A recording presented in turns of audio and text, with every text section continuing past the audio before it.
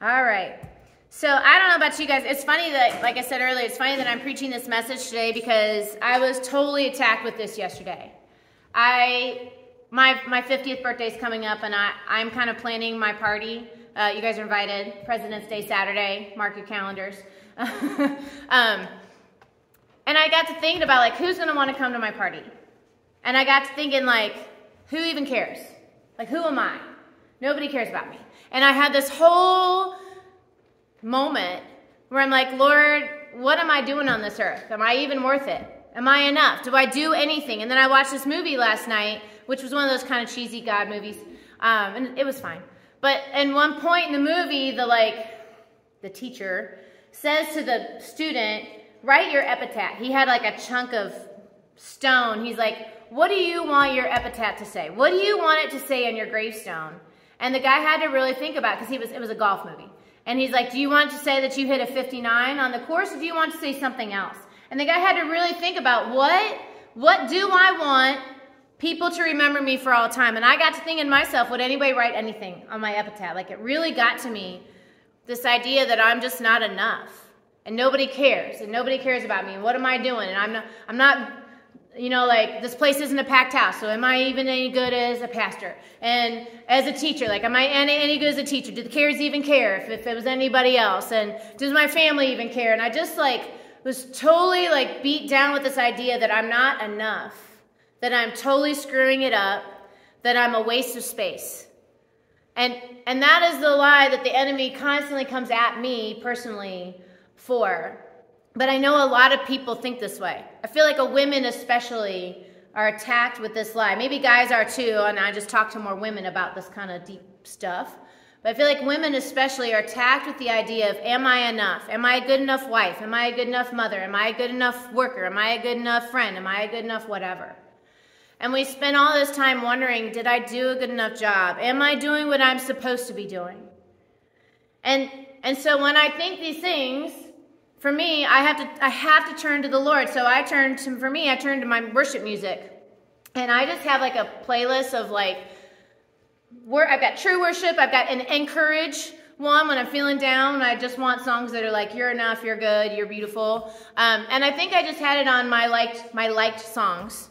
And almost every song was, God is with you, God is for you, God is coming through. He's the God of the impossible. You are enough, you are loved. And I feel like God controls my playlist at times. As He's telling me, Stephanie, you are enough. You are loved. And so when I was thinking about this message, I went to bed like, okay, I got to write this message tomorrow, Lord. What should I think? And when I ask a question right before I go to sleep, a lot of times my dreams, and I'll kind of like process it as I sleep. And the Lord can talk to us through our dreams when we ask a question right before we go to sleep. And I woke up at like 3 in the morning and I'm like, I've got to tell him about Gideon. And it's funny because as I was considering the message myself from my own thought, I was not thinking about Gideon at all. But I woke up with this just strong conviction. I've got to tell him about Gideon. And so today I'm going to tell you guys about Gideon, because Gideon is a guy in the Bible who was a nobody from nowhere who freed his people. And it's just an amazing story. So we'll start here. So in the story, oh, that is really small. Sorry, guys. New background. I did not realize my font was so small. I will fix it next week. I know.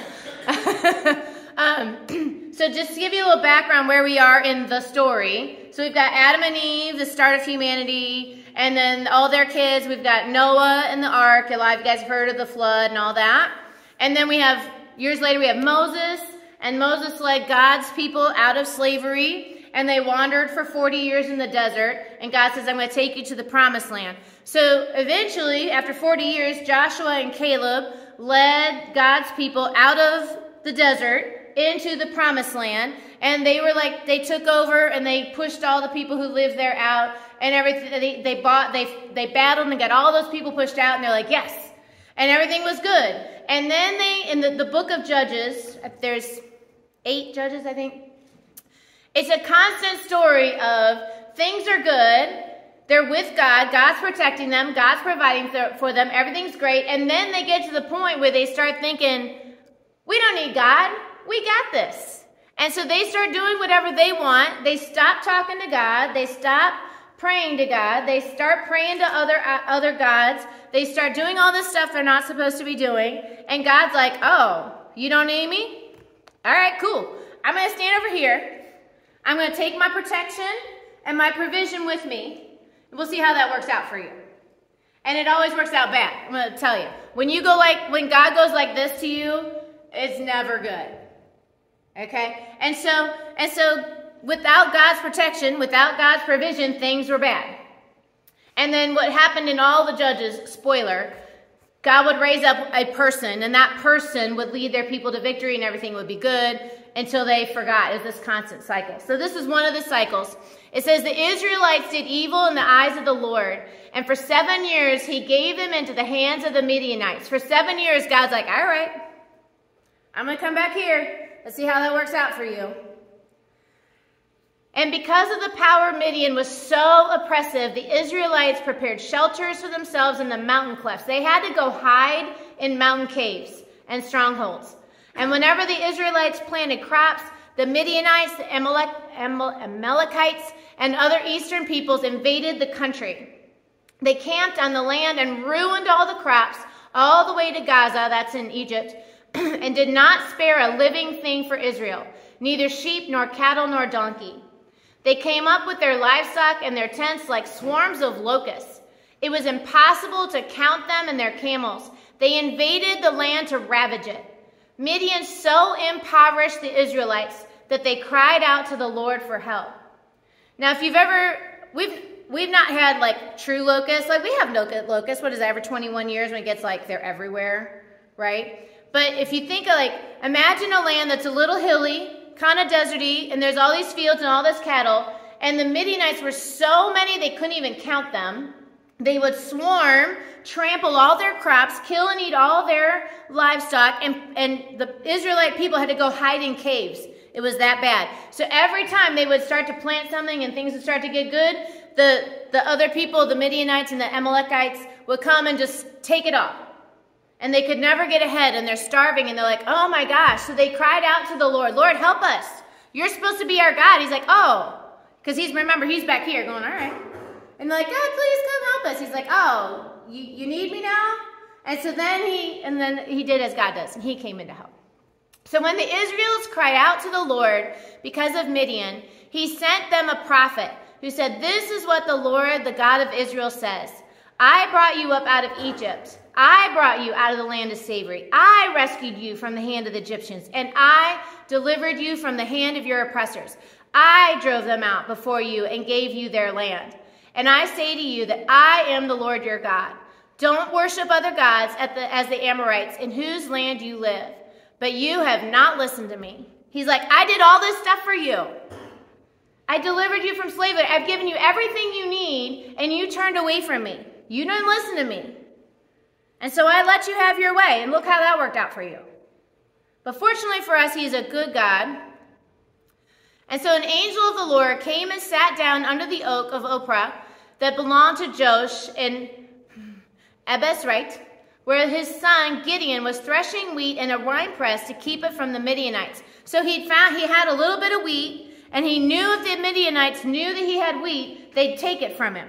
So he put it in a wine press in order to process it. You know, usually you had like a big threshing floor, but he couldn't do that because the Midianites would see it and take it. So he's like basically like secretly grinding grain. And when the angel of the Lord appeared to Gideon, he said, the Lord is with you, mighty warrior. Here's a guy who's so afraid of the Midianites that he's threshing wheat in a wine press. And this angel says, you're a mighty warrior. He says, pardon me, my Lord, but if the Lord is with us, why has all this happened? Where are all these wonders that our ancestors told us about? When they said, did not the Lord bring you out of Egypt? But now the Lord has abandoned us. He's given us into the hand of Midian. He's like, God, listen here, angel. You said that we're God's people. Where is God? Where is this God of yours? Because I'm not seeing him. I'm living here in the pit. We're living in starvation. Where's this God who says he loves us so much? And I love that we have a God who you can say, I don't know where you are, Lord. I don't get it. And he doesn't smite us. You know, like you always picture in the Old Testament, like the bolts of lightning, like, right? And that's not the kind of God we serve. We come and said, where are you? And he's like, okay, let me show up and show you what I can do. Instead of saying, oh, you want to question me? You want to cry? I'll give you something to cry about. That's not the kind of God we serve. And the Lord turned to him and said, go in strength that you have and save Israel out of Midian's hand. Am I not sending you? Pardon me, my Lord, Gideon replied, but how can I save Israel? My clan is the weakest in Manasseh, and I am the weakest in my family. But the Lord said, I will be with you, and you will strike down all the Midians, leaving none alive. Gideon saying, hold on, God. I'm the weakest of the weak. My people are the runts of the litter. And I'm the runt of that runt litter. Like, I don't have any power. I'm nobody. I'm a nobody from nowhere. And you want me to lead people? Gideon was not a soldier. He's not like a soldier who'd been SEAL trained or something. He's not someone who'd been raised up in the ranks of the army to be a mighty general. He's a little farmer kid. He's this weakling from nowhere. And he's like, God, who am I? I'm nobody. And so Gideon, because he's scared, he asks for some signs. He tears down a temple in secret. And when everyone's like, who did that? He's like, he hides. Someone saw him and they rat him out. Okay. And so he twice asked for signs from God. He's like, God, I don't know if I believe you. I don't know if I want to go do that. He's a scaredy cat. Gideon was a scaredy cat. I mean, over and over in the book, it shows you what a scaredy cat he was. So finally, Gideon's like, okay, Lord, I hear you. I'm going to do what you say. And so in the next chapter in Judges 7, it says, Gideon's like, God, I don't know if this is going to work out. So it says, early in the morning, Jerubbaal, who is Gideon, and his men camped in the spring of Harod. There came the Midians, was north of them in the valley near the hill of Moreh. And the Lord said to Gideon, you've got too many men. I can't deliver Midian in their hands because you'll just boast that it's your own strength. And so he announced to the army, anybody who trembles with fear, go back home. Leave the Mount Gilead.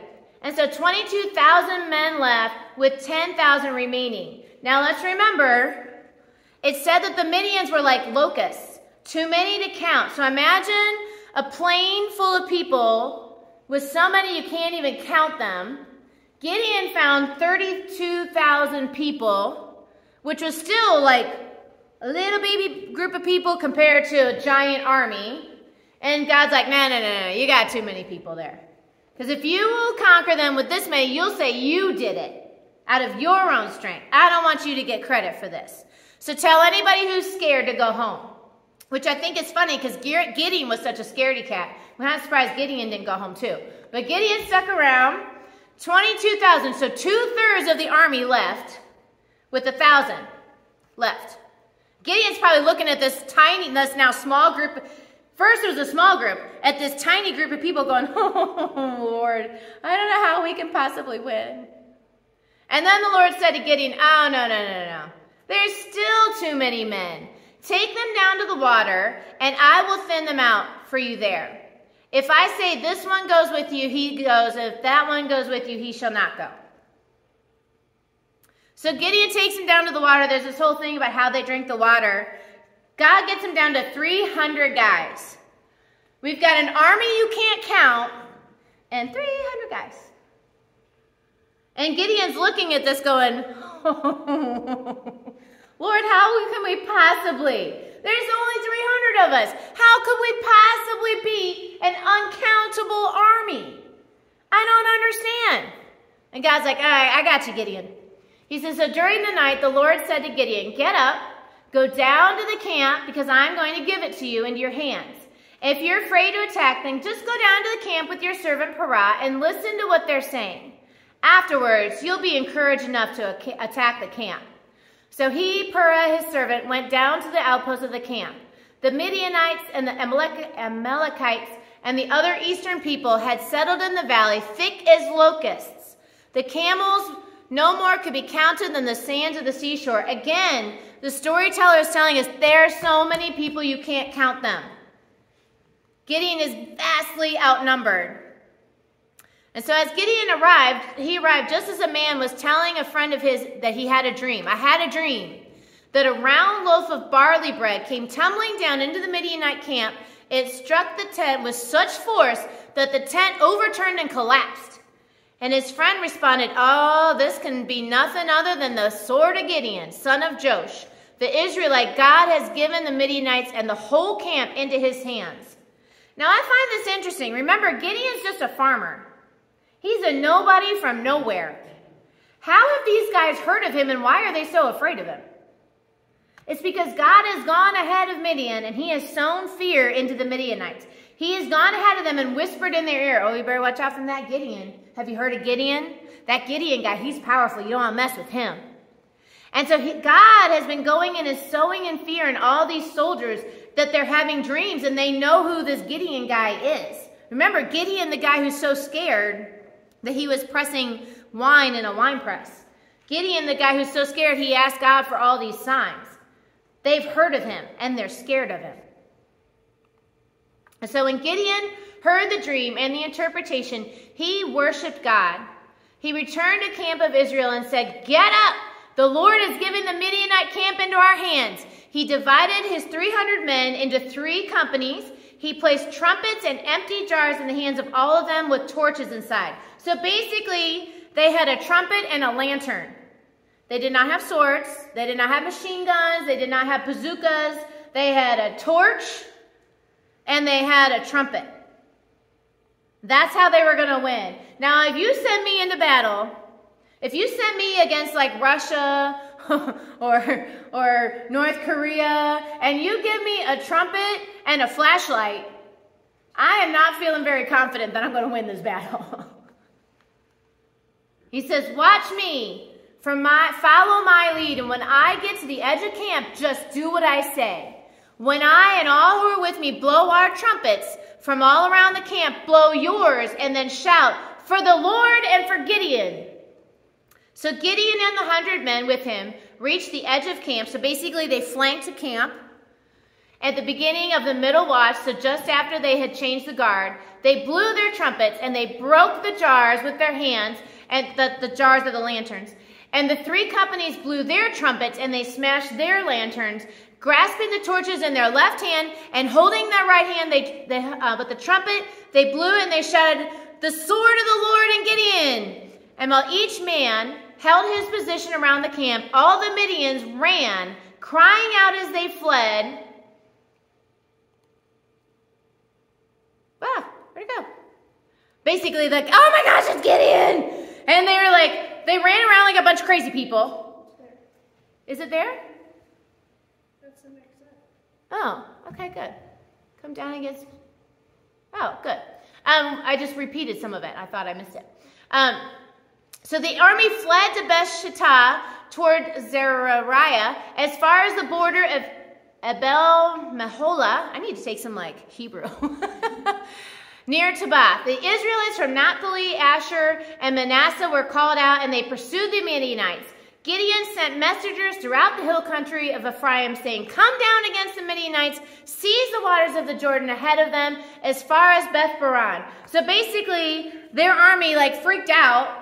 They saw these lanterns. It looked like they were surrounded. It's the middle of the night. They ran around with swords. They killed each other.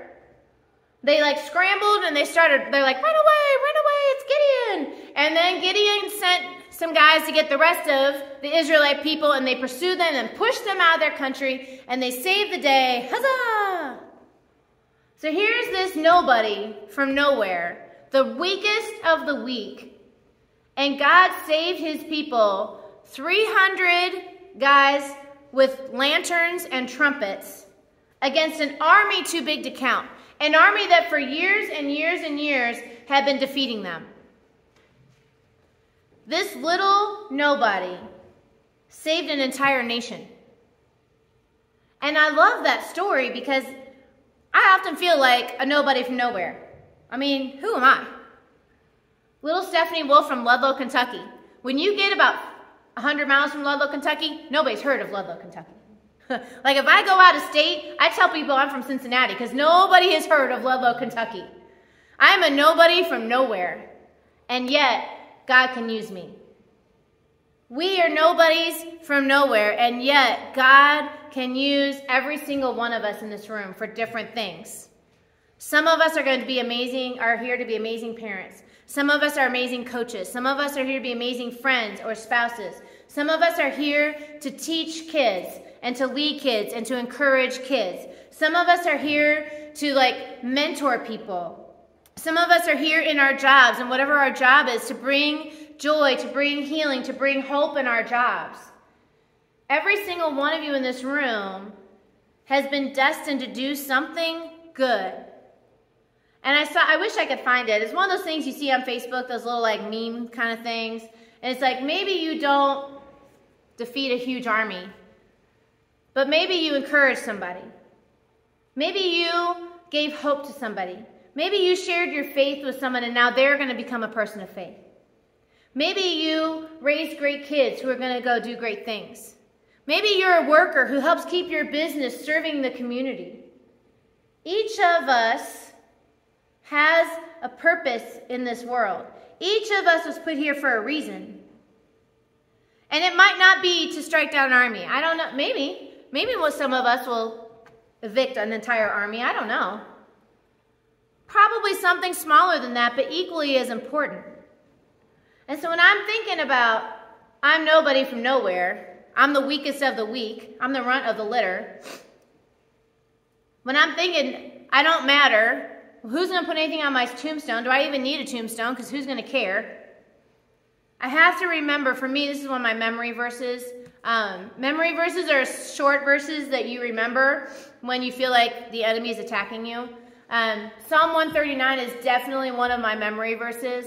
It says, "For you created my inmost being." We're talking to God here. "You knit me together in my mother's womb. I praise you, Lord, because I am fearfully and wonderfully made. And your works are wonderful. I know that full well. My frame was not hidden from you when I was made in the secret place, where I was woven together in the depths of the earth. You were made on purpose. Every single one of you is a masterpiece of the Lord, created intentionally, given a good combination of gifts and strengths, made with intention by the Creator, the God who made all the earth, also made you. We are not hidden from him." And he says, "Your eyes saw my unformed body." So when we were babies in our mother's womb, all the days have been ordained for us and are written in the book before one of them could be carried out. How precious to me are your thoughts, my God. How vast is the sum of them. Every single person in this world, in this room, was made intentionally, and God has beautiful things for you to accomplish, to do. Last week when we watched that Steve Harvey, he said, if you woke up today, it's because God still has a purpose for you. God has a purpose for you. God knows what he put you on this earth for. You were not a mistake. When I was a kid, my aunt had this sign that says, I know God don't make junk, or something like that. Anybody remember that? God don't make junk. God don't make junk, and he made you. And therefore, you were made for a purpose. You might be like a Gideon. You might be the weakest of weak, the smallest of small, the runt of the litter from a little town that ain't nobody heard of. And that doesn't mean that you weren't made on purpose to accomplish something to bring the kingdom of heaven from heaven up there down here into earth. Each of us has a purpose. Each of us is loved. That song, that Lauren Daigle song, you say I am loved when I can't feel a thing. You say I am held when I think I am weak. God says, I made you on purpose. I have a plan for you. It's not like anyone else's plan. I am with you, I am for you, and I can use you. Even when you mess up, I can still use you. I am using you. We got to believe God. We've got to keep pressing into him, listening to him, and believing him, and he will lead us to fulfill the purpose that he made us for. And so when you're feeling down, when you're feeling like you don't matter, when you're feeling invisible or unseen, When you're feeling like you're the weakest of the weak, a nobody from nowhere, remember a young farmer from the nowhere of nowhere defeating an army. If God can use Gideon to defeat an army, imagine what he can use you for. And never forget that you were knit together in your mother's womb, and the Lord has a plan for you. He has written out all your days. He has good intentions for every single one of you. And all of God's people said, amen. If you have not surrendered yourself to the Lord, if you haven't said, Lord, I want to be part of this family, okay? The Lord came to the Israelites because they were his family. We now all, because of Jesus, have the chance to be a part of God's family. If you have not said, yes, Lord, I want in, I want to be a part of your family, you can come down during the song. It's super simple. All you got to do is say, Lord Jesus, I'm in. And he's like, cool, you're part of the family. Okay, so if you have not done that yet and you want to come down and do that, you can do that during the song. If you need prayer, you can come after service and we will pray for you. Oh, Steph got one in after I fixed the slideshow. That's why it's white. I was like chasing her. She's altering and I'm behind her altering us. She got one after me. So the invitation is, precious Lord, take my hand. Oh, I just missed one because I got this one. All right, so if you'd like to stand as you're able, number 684.